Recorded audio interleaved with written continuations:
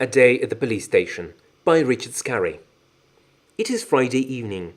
The Murphy family has finished dinner. Mrs. Murphy clears the table while Sergeant Murphy washes the dishes. It's time to get into your pyjamas and go off to bed, Mrs. Murphy tells Bridget.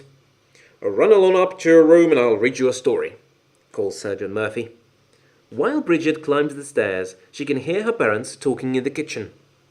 I have to go to Workville tomorrow, Sarge, says Mrs. Murphy. Could you please look after Bridget? Replies Sergeant Murphy. Officer Flo is sick. I have to be on duty for her tomorrow, but I'll just take Bridget to the police station with me. She won't mind, I think. But when Sergeant Murphy goes up to Bridget's room, he finds her crying. What's the matter, Bridget? Sergeant Murphy asks. I wanted to go to the amusement park tomorrow, Bridget cries, and now you have to work. I don't like that you're a police officer. You're always on duty. But being a police officer is very important, says Sergeant Murphy, hugging Bridget. I'm sorry we can't go to the amusement park, but we'll have a good time at the police station. That I can promise. The next morning, Sergeant Murphy and Bridget drive off to the police station. Goodbye, Bridget, calls Mrs. Murphy. Goodbye, Sarge. On the way, they come to an intersection. There is a huge traffic jam. The traffic light is broken. Sergeant Murphy directs the cars until Mr. Fix-It can come and repair the light. This is what Daddy calls a good time, Bridget says, pouting. Watching traffic. Just then, Mr. Raccoon comes out of his coffee shop, bringing Bridget a glass of milk and a donut. Your father sure does a great job, Bridget, he says. I don't know what Beavertown would do without him. Soon Sergeant Murphy and Bridget are on the way again. When they arrive at the police station, the telephone is ringing. Sergeant Murphy answers it. Beavertown Police Station, Sergeant Murphy here. It's Hilda Hippo on the line. Oh, Sergeant Murphy, I'm so frightened. There is a ghost in my bathroom. A ghost? Sergeant Murphy replies. Just stay calm, Hilda. I'll be right over. Sergeant Murphy and Bridget race over to Hilda's. When they arrive, Hilda looks as pale as a ghost herself.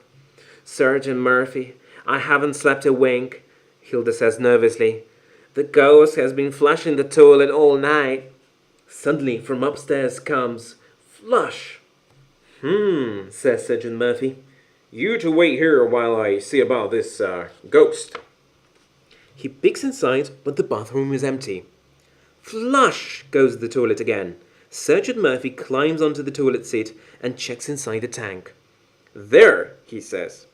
The toilet just needed some adjusting. You shouldn't let your imagination run away with you like that, Hilda. On the way back to the police station, they see a toddler crying in the street. Sergeant Murphy takes her to the police station. The phone is ringing when they arrive. It's the child's mother. Thank goodness her darling is safe with Sergeant Murphy. Bridget plays with the toddler until her mother comes to fetch her. Just then, Mr. Frumble arrives at the door. Excuse me, but has anyone seen my hat? He asks. It's the third one I've lost in 3 days. Sergeant Murphy makes a note of the lost hat and promises to call Mr. Frumble if it's found. Minutes after Mr. Frumble leaves, Mr. Grunkle storms in. I'm here to report a robbery, he shouts. Wow, a real robbery, thinks Bridget. My car keys have been stolen, says Mr. Grunkle, and I know who took them. Wolfgang Wolf, Harry Hyena, and Benny Baboon. Through the door come Wolfgang, Harry, and Benny, each wearing a green hat. Did somebody call us? Asks Wolfgang. We found these hats, says Harry. And we're bringing them here to be returned to their rightful owner, adds Benny. I saw your thieves walking around my car, shouts Mr. Grunkle. You must have stolen my keys. I can't find them anywhere. Now, just a moment, Mr. Grunkle, Sergeant Murphy says. You have to have some proof before you can accuse someone of stealing. We didn't take your keys, says Wolfgang. We'd never steal anything, says Harry. Honest, adds Benny. Sergeant Murphy decides they should all go together to the scene of the crime. Are these your stolen keys? Bridget asks Mr. Grunkle, holding up a ring of keys. Oh, why, yes, replies Mr. Grunkle, surprised. Wherever did you find them? Under your car, by the door, says Bridget. I guess your thief must have accidentally dropped them, Sergeant Murphy tells Mr. Grunkle. I owe you an apology, Mr. Grunkle says to Woolgan, Harry, and Benny. To make up for my mistake, I want to take you out for Sundays. As they walk back to the police station, Sergeant Murphy and Bridget see two boys fighting. Sergeant Murphy runs up and pulls them apart. Stop that, he says. What's this all about? Jimmy won't let me ride his bike, says Johnny. It's my bike, shouts Jimmy. You need to settle your problems peacefully, Sergeant Murphy tells them. Just then, Bridget hears someone crying. Help! Sergeant Murphy races to the edge of the pier. He bravely dives into the river. Sergeant Murphy carries Banana's gorilla safely out of the river. My, isn't he strong? Then he dives back into the river. Does he want to go for a swim? No, he wants to get Banana's Bananamobile. Please do be careful when driving near the water, Sergeant Murphy tells Bananas.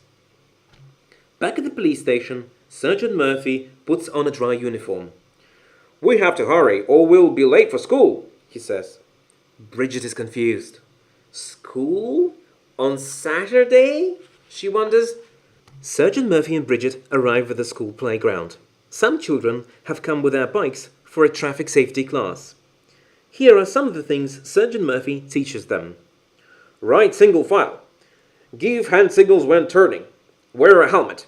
Always obey traffic lights and signals. Cross the street at the crosswalk. Make sure your brakes, lights, and bell work properly. And please don't leave your bike lying around. Park it properly. Thank you. We missed you at the amusement park today, Bridget, Huckle says. I was on duty with Daddy all day, Bridget replies. We got rid of a ghost and helped a little girl find her mummy. Then we solved a robbery, and Daddy stopped two boys who were fighting. Then he bravely saved Banana's gorilla from drowning. Whoa, says Huckle. Having a dad who's a police officer must be pretty neat. You bet it is, replies Bridget. I think my daddy has the very best job ever. Excuse me, Sergeant Murphy, but has anyone seen my hat yet?